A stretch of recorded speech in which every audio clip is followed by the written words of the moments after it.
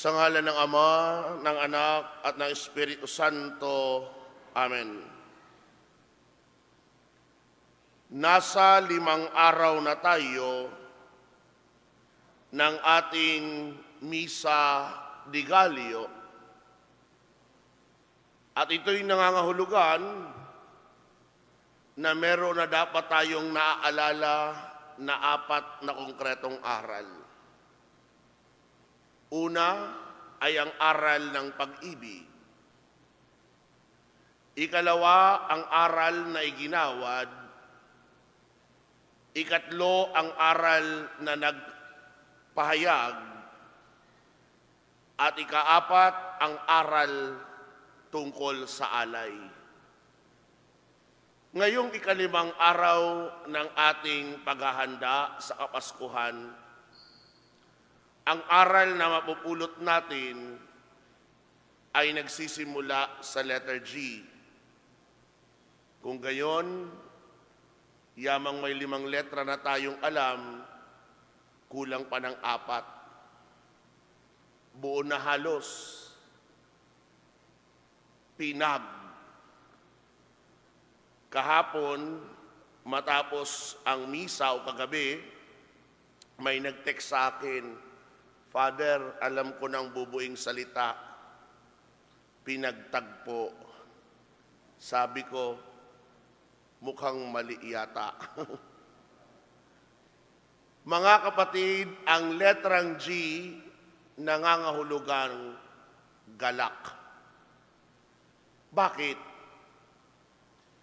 Dahil iyan mismo ang paanyaya ng Anghel Gabriel nang bati niya sa mahal na Birheng Maria. Sabi ng Anghel Gabriel kay Maria, matuwa ka, ikaw ay kalugod-lugod sa Diyos. Sumasa iyo ang Panginoon. Mismong ang Anghel Gabriel ang nag-anyaya sa mahal na Birhen na dapat siyang magalak.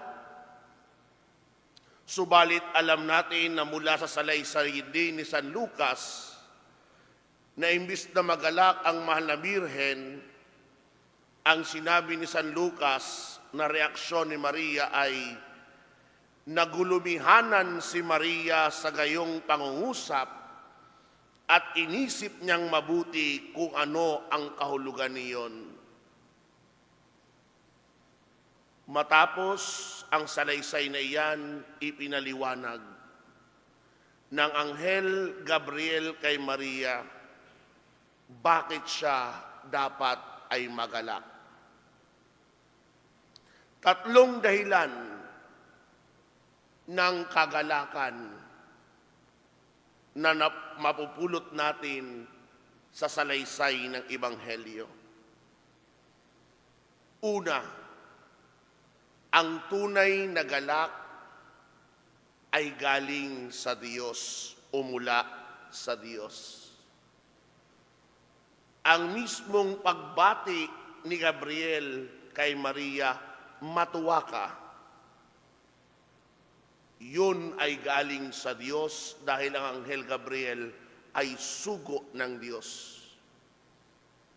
Walang ibang nagbigay ng bating iyon sa mahal na Birhen kung hindi ang isang sugo ng Diyos. Ikalawa, ang tunay na galak ay dahil nasa atin ang Diyos. Yan ang mismong nabanggit rin ng Anghel Gabriel. Sabi niya, sumasa iyo ang Panginoon. Dapat magalak si Maria dahil ang Diyos ay sumasa kanya. Ikatlo, ang tunay na galak dahil kinalulugdan tayo ng Diyos. Yan rin ang isa pang pangungusap na binitawan ng anghel matapos ang bati kay Maria. Ikaw ay kalugod-lugod sa Diyos. Kung ito ang tatlong dahilan kung bakit si Maria ay dapat magalak, suriin din natin ang kagalakan na meron tayo. Saan nga ba nagmumula ang ating saya? Saan nga ba nagmumula ang ating kagalakan? Kung babalikan natin ang ating karanasan, nagagalak tayo kapag meron tayong natanggap na magandang balita, lalo na halimbawa, nabalitaan mo, nanalo ka ng house and lot sa isang raffle. Magagalak ka nun. Baka ipamalita mo pa sa iba. O di naman kaya, nagagalak tayo dahil pumasa tayo sa board exam. Maging ang iyong mga magulang magagalak. Bakit? Lahat ng pagod, lahat ng hirap sa pagpapaaral sa iyo, ngayon nagkaroon na ng bunga, isa ka ng tunay na profesional. Nagagalak rin tayo kapag ang mahal natin sa buhay na nag-ibang bayan, nag-ibang bansa, babalik matapos ang mahabang panahon na nawala sa ating piling. Maraming kadahilanan ang nagdudulot sa tao ng kagalakan. Subalit mapapansin niyo, lahat ng kagalakang iyon ay hindi tumatagal. Maglaan ka lamang ng ilang araw o sabihin na natin ilang linggo, mapapawi rin ang kagalakang iyon. Ang tanong bakit? Dahil ang karanasan ng kagalakang iyon nagmumulat sa atin na ang kagalakang binibigay ng mundo ay palaging panandalian. Lalo na kung yan ay kagalakan na mula sa kasalanan. Halimbawa, sa mga ipinagbabawal na pag-ibig, nagagalak ka lamang kapag kasama nyo ang iyong karelasyon. Subalit, dahil yan ay pinagbabawal na pag-ibig, kapag kayo magkasama, bantay ng bantay ka sa iyong paligid. Kung sino ang makakita, kung sino ang makakahuli. Kaya nga minumula tayo na ang tunay na kagalakan ay makakamit lamang mula sa Diyos. Yan ang ipinababatid sa atin ngayon ng mismong karanasan ng mahal na Birhen. Ang tunay na galak ay mula sa Diyos. Ang tunay na galak dahil kinalulugdan tayo ng Diyos. Ang tunay na galak dahil sumasa atin ng Diyos. Suriin ninyo. Ngayon ang 5 araw ng ating Misa de Gallo. Nitong nakaraang 4 na araw o madaling araw, meron bang lumabas sa inyo ng simbahan na malungkot kahit ikaw ay inaantok? Meron ba sa inyo na lumabas ng simbahan na dala ang mabibigat na suliranin ay dala-dala pa rin ito?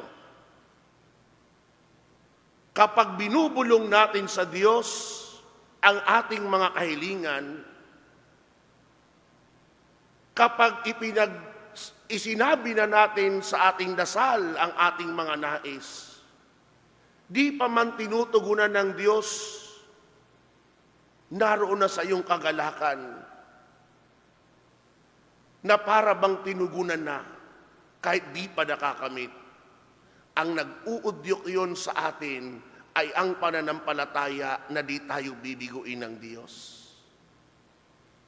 Kaya nga ito ang dapat nating pagsumikapan. Yamang tayo ay naghahanda sa Kapaskuhan. Ang tunay na kagalakan nagmumula sa Panginoon. Pag-ibayuhin natin ngayon na ang talagang ang Diyos ay sumaatin. Mismong pangalan na ipinagkaloob sa manunubos ay Emmanuel, na ang ibig sabihin, Diyos sumasa atin. Tunay nga ba na ang Diyos ay sumasa atin? Anong karanasan natin sa Diyos na masasabi natin, sumasa atin ang Diyos at nagdudulot ito ng kagalakan? Mga kapatid, ang konkretong pamamaraan o isa sa mga konkretong pamamaraan na tunay ngang sumasa atin ang Diyos ay kung ating isinasabuhay ang mismong buhay ng Diyos. Mapapansin niyo na ang mismong pagpanaog, ang mismong pagparito ni Jesus ay para ibigay ang kanyang buhay para sa atin. Yun ang kagalakan ng Diyos, ang magbigay buhay, ang maibahagi siya. Kaya nga, ito rin dapat ang sumalamin sa atin. Kung sumasa atin ang Diyos, ang kagalakan natin ay matuto tayong magbigay sa iba. Mapapansin niyo mga kapatid, na ang isang tao na tinatawag na naging marunong na sa tinatawag na pananampalataya o nahubog na sa pananampalataya, hindi ang nagbibigay ng kagalakan sa kanya ay ang mga natatanggap niya sa buhay. Ang nahubog sa pananampalataya, ang kagalakan niya ay kapag siya ay nagbibigay na sa iba. Nagampanan ba natin ang tinatawag na pagbabahagi sa nangangailangan? Na ikaw mismo ang personal na nagbibigay? Suriin mo ang karanasan kapag ikaw ay tumatanggap at kapag ikaw ay nagbibigay. Sa isang tao na hindi pa ganon kahubog sa pananampalataya, ang gusto niya tumanggap ng tumanggap ng tumanggap. Kagalakan niya ang mangolekta. Pero yon ay magdudulot lamang sa kanya ng lungkot dahil ang nahuhubog sa kanya ay pagiging makasarili.